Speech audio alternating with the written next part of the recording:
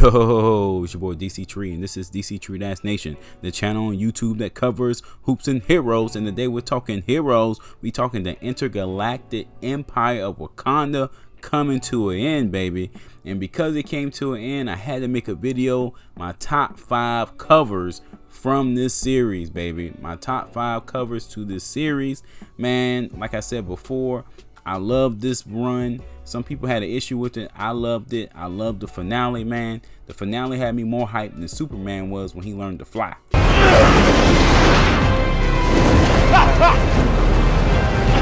was more hyped than Black Lightning was after that one time he got tased.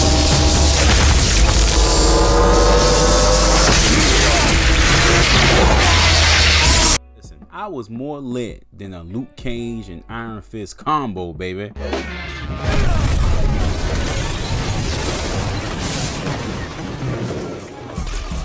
Basically, what I'm saying, y'all, is that I love the series, man. The series had me hyped, baby. But before I jump too deep into it, if you like the content, please consider subscribing to the channel. Okay, about to jump straight into the video. One thing about this comic was the artwork, man. I love how they drew Shuri. I love how they drew Black Panther. Drew T'Challa. I love how, you know, the interactions he had with Storm, how they presented Storm in this series, and it had a profound effect on the covers I chose for this video, man. The first cover, my number 5, is issue number 14 with Storm and T'Challa, you know, sharing a passionate kiss, but he still has his mask on, which I think is symbolic of his, you know, his duty to Wakanda, going, you know, being priority over his love for Storm. It's been many comics where their relationship didn't really work out, where they broke up, where she ended up with Wolverine, which is a whole nother video. But I was happy that Coates brought them back together in a realistic capacity. They didn't just get back together and decide to get married. You know, they have this awkward yet productive relationship. And Storm, she realizes how much T'Challa means to her once he disappears and he returns. Those are some of my favorite issues. I think it's like 14, 15, 16, where, you know, Storm has this interaction with Nakia and whatnot, which is epic, by the way. So that's why it's number 5 on my list. Number 4 on my list is the number 3 issue, which is more of a traditional design, man. We've seen kind of like this picture of Black Panther, maybe not in this pose, but we've seen this picture before, closer to the number 1 issue and whatnot. But it was just really the colors that really popped to me. The background, you know, reflecting the color of vibranium. You get what I'm saying? And his eyes being a little purple as well. It was just a very awesome, you know, piece of artwork that stuck in my mind and really kept me engaged in the series, even when it was moving in a slow capacity.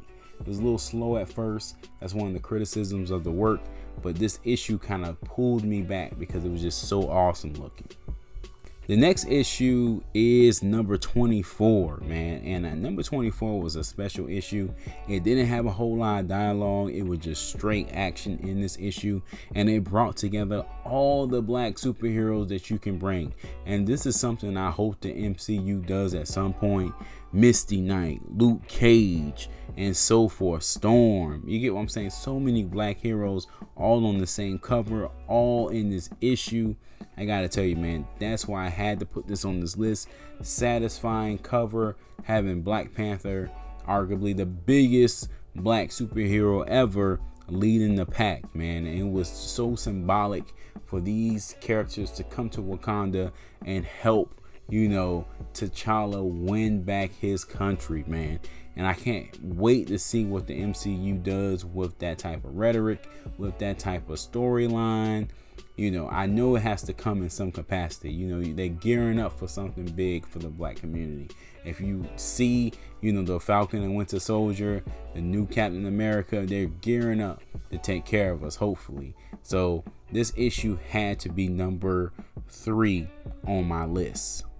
Okay, my second issue on the list is actually from number 22, I believe, and I believe this was a variant, man, having T'Challa in the forefront with M'Baku and Nakia backing him up with these large blaster weapons, with your boy Killmonger merged with the symbiote in the background. Man, I love this cover. This is probably one of my favorite covers. I had to kind of choose between this cover and the other cover with T'Challa meditating. That was a really good cover, but I have to give the edge to this because it had more characters, and then I just love the look of T'Challa. Him having the spear of Bashinga in his hand, and then having this yappa. You know what I'm saying? If you're from the South, the chopper, we call it the yappa, baby. You got the yappa in his hand.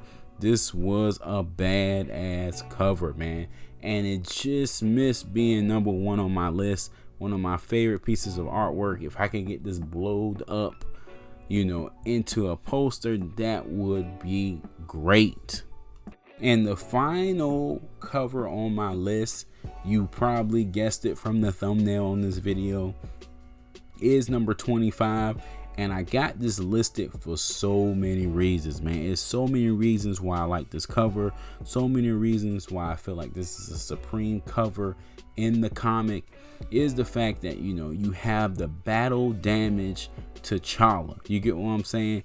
The vibranium suit is ripped, something that we haven't seen in comics in a long time because of the nanotech. He's scarred up, he's cut up, yet he's still ready for war, baby. And that's what I love about this cover, man. He's a black superhero, so his black skin and muscle and tissue is protruding through the suit, and he has the iconic Black Panther necklace and the Black Panther cowl from the back. You know who we're talking about even without the title, and he has his fist balled up ready for war. This cover is everything.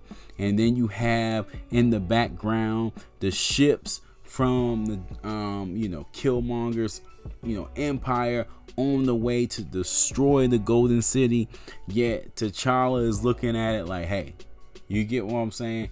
I'll take you all on. This is an example of if I'll take you all on was a person. This is the perfect picture for that. Very reminiscent to when Captain America was taking on Thanos' army by himself before the other MCU characters came through the portals in Avengers Endgame. So this is a perfect representation of that issue, because it wasn't an easy fight for T'Challa. It wasn't an easy fight. It wasn't cut and dry. He won this by the skin of his chinny chin, baby. And this cover represents that. Before I get out of here, I had to throw in the honorable mention, number 16, such a placid cover, yet chaotic at the same time. This could have easily been on the list at number 2, but I decided to go with the other cover instead, but I still had to mention it. Alright guys, that's it for this one. Be sure to check out the other videos on the channel, the superhero playlist, the black superhero playlist, and let me know in the comment section below, what was your favorite cover of the Intergalactic Empire of Wakanda?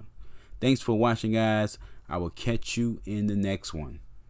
Peace.